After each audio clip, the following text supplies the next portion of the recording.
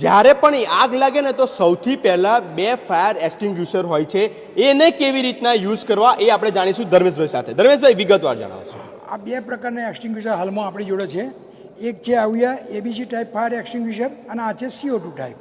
અચ્છા, આ extinguisher use કેવી કરો અને દરેક જગ્યાએ હું તો દરેક દુકાનોની મય કાં તો ઘરમાં નાનું મોટું પણ આવું ફાયર એક્સટિંગ્યુશર જરૂર છે. આવું નાનું યંત્ર હોય જેનાથી નાની આગ, શરૂઆતી આગ તો આપણે જે હાજર હોય એને જ ખબર હોય કે આગ લાગી છે તો તમે તરત ઓલવી શકશો, તો મોટી હોનારત થતી પણ બચી જશે.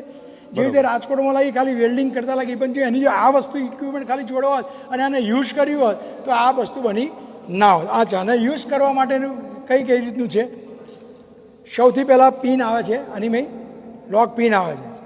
આ લોક તોડી અને પિન ખેંચી લેવાની હોય. આ પિન ખેંચી લીધી પછી આ એક લોક આવે એ કાઢી લીધો. પછી આને ખાલી પ્રેસ જ કરવાનું હોય. આ રીતે ઊભા રહેવાનું હોય અને પ્રેસ કરી અને 3 થી 4 ફૂટના અંતરે અને આગ ઓલવવાની.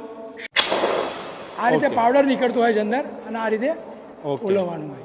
એટલે આ પાવડર એવો છે કે તમને કોઈ પણ જાતનું બીજું કંઈ શરીરમાં કોઈ નુકસાન પણ ના કરે. ટાઈપ ફાયર એક્સટિંગ્યુશર આને કહેવામાં આવે છે. અને 3 પ્રકારની આગમાં કામ લાગે છે. એ ટાઈપ આગ એટલે કેવું છે કે ભાઈ કાગર છે, કોલસો છે, કંઈક લાકડું વર્ગ્યું હોય, જે પાણીથી ઓલવાતી હોય એ આગને આપણે એ ટાઈપ ફાયર કહીએ. બી ટાઈપ ફાયર એટલે પેટ્રોલ, ડીઝલ, ઓઇલ જે નાના પ્રમાણમાં હોય અને સળગે ને આજુબાજુ બીજું ના સળગે એના માટે યુઝ કરવામાં આવે. સી ટાઈપ એટલે ઘેરનો જે LPG ગેસ આવે છે એક લીકેજ થઈ ગયો, સળગતો હોય તો એને ઓલવા માટે પણ આ યુઝ કરવામાં આવે છે.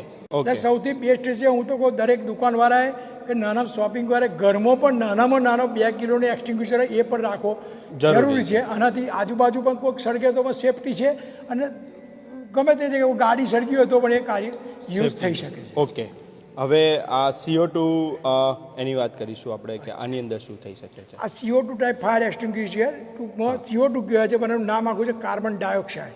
ઓલરેડી કાર્બન ડાયોક્સાઇડ જે ગેસ છે એકદમ ચીલ્ડ આવે છે. ઓની મેં ઓલરેડી 4 કાર્બન ડાયોક્સાઇડ પ્રેશરાઇઝ ભરેલો હોય છે. એનાથી કામ શું કે ઇલેક્ટ્રિક આગમાં ખાસ આ કામ લાગે છે કે કરંટ ના લાગે.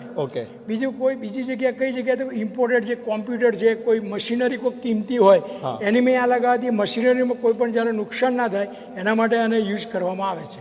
મીન્સ આને ડ્રાય આઈસ કહી શકાય ને? હા, યસ, કે જે આપણે ખાવામાં કંઈક વાપરતા હોય છે એ ડ્રાય આઈસ. ઓકે, આને કેવી રીતના યુઝ કરી શકાય અને આને કેવી રીતે? એને યુઝ કરવા માટે ખાલી આ પિન જ ખેંચવાની હોય અને વાલ આ રીતે આ ખોલો, આગળથી ગેસ નીકળતો. આગળથી ગેસ નીકળતો.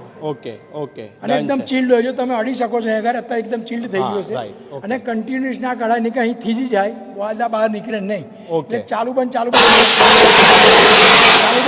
કરવો પડે જેથી કરીને આગ ઓલવામાં મુવમેન્ટ રહે અને આગ પણ ઓલવાઈ જાય. તો જો મિત્રો, આ પ્રાથમિક એકદમ જરૂરિયાત માહિતી છે, કારણ કે હવે આપણે પોતે પણ જાગૃત થવું પડશે ને. ક્યાર સુધી તંત્રના ભરોસે રહીશું? કારણ કે આપણે કોઈક આગની ઘટના બની ત્યારે આપણે એને અહીંયા આગળ બોલાવતા આપણે એને 20 મિનિટ તો 15 મિનિટ તો થઈ જ જશે. અને એટલા માટે જ આવા જ્યારે જે ફાયરના જે સાધનો છે તેને યુઝ કરતાં આપણે શીખવું પડશે. અને એટલા માટે જ આજે તમને અર્બન ગુજરાતના મારફતથી આજે એ જ પ્રાથમિક માહિતી આપી કે જ્યારે પણ આગ લાગે તો ખાસ કરીને આવા સાધનોને વાપરતા શીખજો. વિડીયોની અંદર તમામ મેં માહિતી આપેલી છે અને આ વિડીયોને વધુમાં વધુ તમારા મિત્રો સુધી પણ શેર કરજો.